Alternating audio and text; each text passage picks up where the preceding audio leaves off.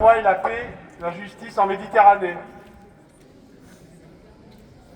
Dans quel pays vivons-nous? Nous vivons dans un pays où d'ici quelques jours, si nous ne faisons rien, quiconque osera ouvertement dénoncer la violence coloniale et les crimes contre l'humanité dont se rend coupable Israël pourrait être poursuivi devant les tribunaux pour antisémitisme. Nous vivons dans un pays où le simple fait de soutenir la légitime résistance d'un peuple contre l'oppression coloniale pourrait être passible de 5 ans d'emprisonnement et de 75 000 € d'amende pour apologie du terrorisme. Nous vivons dans un pays où certains députés ne trouvent rien d'anormal à ce qu'un projet de loi bafouant la liberté d'opinion puisse être débattu sur les bancs de l'Assemblée. Nous vivons dans un pays où la simple critique de la politique menée par un autre État pourrait se voir considérée comme un délit. Nous vivons dans un pays où la rapporteuse spéciale des Nations Unies sur la situation des droits de l'homme dans les territoires occupés, Francesca Albanese, pourrait se voir condamnée par la France en répétant les accusations de génocide qu'elle a eu la première le courage de porter contre l'État israélien. Où les citoyens qui défendent les droits de l'homme et le respect du droit international, comme nous le faisons depuis plus de 2 ans dans les rues de Toulon, se verraient réduits au silence. Le 20 janvier prochain, la commission des lois de l'Assemblée nationale examinera cette proposition de loi visant à assimiler toute critique d'Israël à de l'antisémitisme.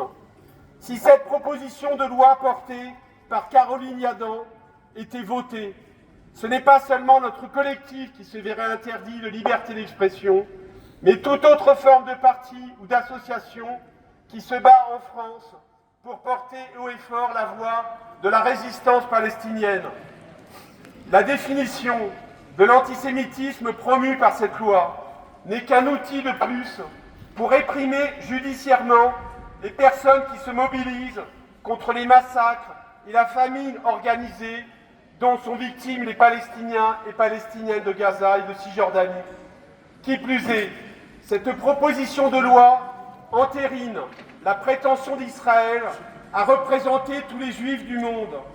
Par l'assignation identitaire des Français juifs dont elle est porteuse, elle les expose en faisant mine de les protéger.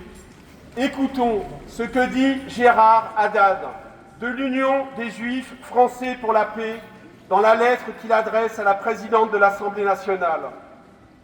Il y a aujourd'hui, dit-il, dans le monde juif, en particulier aux États-Unis et aussi en France, des centaines de milliers, voire des millions de juifs se déclarant antisionistes.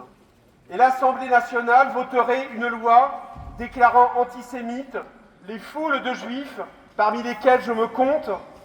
Les limites du ridicule seraient franchies et ce franchissement porte un nom, déshonneur.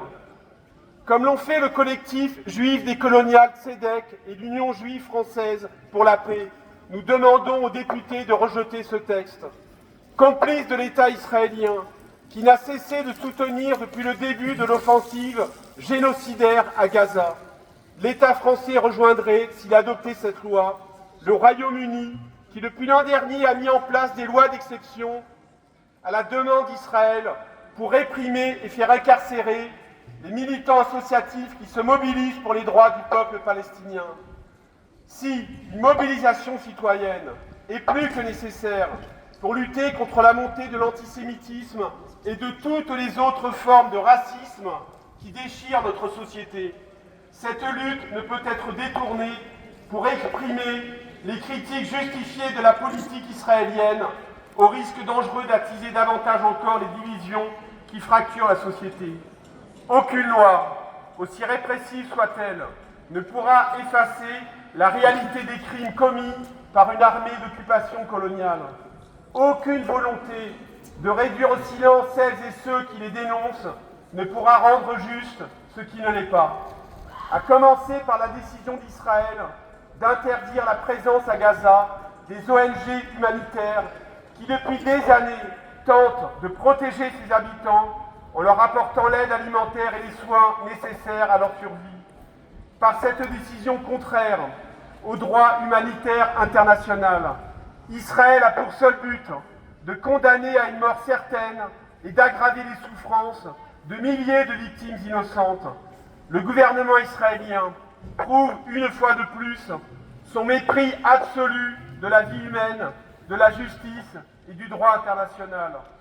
Aucune loi ne pourra nous forcer à nous taire et nous empêcher de crier notre sentiment d'indignation face à cette abomination, car il en va de notre humanité même. Vive la Palestine! La Palestine vivra, la Palestine vaincra. Merci.